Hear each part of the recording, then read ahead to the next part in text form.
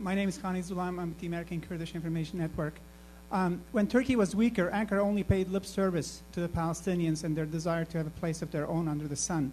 Now that Turkey is stronger, it has decided to champion the rights and plight of Palestinians. My question is, what is Ankara's motive? Is it justice? Is it geopolitics? If it's the latter, doesn't Ankara know that Israel has its own options? In this town, its friends have started talking about Armenian genocide and the Kurdish card. Okay, thank you. Congressman Wexler, do you want to get in on this? Let's talk about what I think are objective facts. Number one, the blockade of Gaza. Let's examine the geography. Israel does not have the ability to effectively blockade Gaza by itself. Only because Egypt, a leading Arab nation, chooses to pursue a similar path is in fact there any type of blockade of Gaza. So let's not ignore the fact that this isn't just a unilateral sole Israeli act. But let's go back even deeper. We talk about a peace process. How did we get in this position in the first place? The Israelis did not implement a blockade on Gaza simply when the Hamas group took power in Gaza. They implemented the blockade that existed up until the last few days when Hamas took Shalit, the Israeli soldier.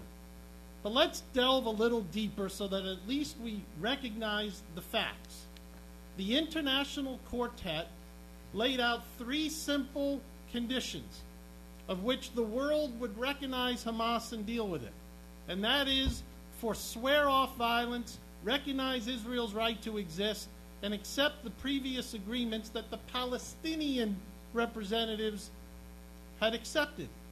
Hamas rejects the very peace process that America, Israel, and Turkey support. And where we stand today is that Prime Minister Netanyahu, and I am not going to argue that his policies are perfect or all correct, but where we stand today is the Israeli government wishes to engage in direct negotiations with President Abbas and the Palestinian representatives. President Abbas was here this week or last week in Washington, and they are, of course, in the process of proximity talks and put down his suggestion of how they get to direct talks. Hamas is not in favor of any of this. They reject the entire process of peace. So we need to put this in context. This is not the awful, horrific Israelis taking a peace-loving humanitarian group that controls Gaza and in some unilateral fashion enforcing a policy that violates every essence of humanity. With all due respect, that is not the situation. Where's the outrage when Hamas executes people because they support Fatah? Where's the outrage, ladies and gentlemen? Question, I believe, to you, Cengiz, about Turkey and its goals with regard to the Palestinians and in distinction to the Kurdish issue in Turkey itself. If I'm remembering the question correctly. Double standards. Yeah. Well, first, I'm not the best address for this question because I am well known in Turkey on advocating strongly, sometimes putting myself in trouble with the authorities concerning the Kurdish rights and also concerning the Armenian issue. So, but if you ask me if there are double standards from the official vantage point of Turkey in promoting the Palestinian rights while not meeting the rights of the Kurds in the way it has to be taken, yes, there are double standards. These are facts of our lives. And it's always, there is a controversy or a gap between what is realpolitik and what some people call moralpolitik.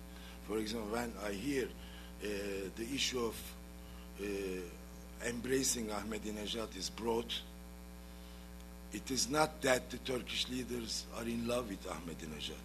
It's an act of realpolitik. So it reminds me of Franklin Delano Roosevelt hugging and kissing Stalin, who is not, and Ahmadinejad compared to Stalin is nobody in terms of tyranny and being bloodthirstiness. So this is realpolitik, it happens. So if I come back to the question that in an international controversy as we are having in the Middle East right now, when Turkish government takes a position concerning the Palestinian rights, then if you remind them of what you have been doing on the Armenian issue or concerning the Kurdish rights, it's putting the ox in front of the horse. These are issues to be dealt with rightly, but there is not much connection in bringing up this issue, and I sense a sense of the implication that if the things are not resolved in the way Washington might envisage them to be resolved, so some hurting developments for Turkey might take place here concerning the Kurdish case or the Armenian case. So be it. It doesn't resolve the matters that we are facing with. Again, on this very issue of the deteriorated relationship with Israel, if we go back to Hamas and discuss the components of the peace process and so on and so forth, we should not derail the thing. There has been a case where the blood of Turkish unarmed civilians spilled. And it is done by a state. And in order to have a new picture of Middle East, we have to overcome this. But addressing to the question from its heart, we can move. Not taking detours and leaving the main avenue. That's what I'm trying to say. Thanks, Cengiz. We have a minute and a half. I know that Ambassador Namıkhan is here, and he's got a schedule to keep. If we could get one more very brief question and very brief answers. The woman in the red shawl, I believe, right here in the front, had her hand up and waiting patiently. A brief question with, please, brief response. Such a brief question. The answer would be long. One thing Israel and Turkey share in common is a strong group in the population that is quite religiously orthodox and is increasingly so. And I'm wondering for Cengiz, where you see the tensions between secular Turkish people and more observant people playing out in the coming years. This will affect foreign policy in all kinds of ways. On the Israeli issue? No, in Turkey. In general, I believe, right? How is this going to play out in broader foreign policy issues? Well, how do you see these tensions playing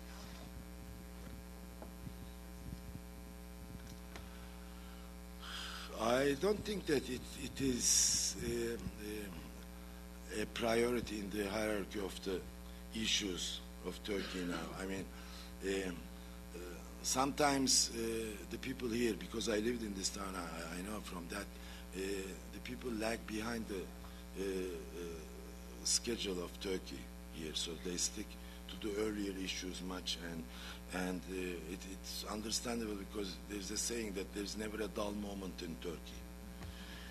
It ever changes the Turkish political agenda. So this secularism versus Islam issue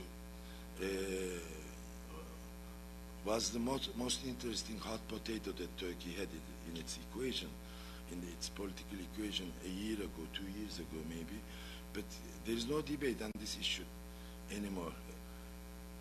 Is it resolved? No, perhaps, but there are more important developments and new dynamics overtaken this issue. So I don't think that it will be a determinant in shaping up the foreseeable future of Turkey, this issue that you brought in the question.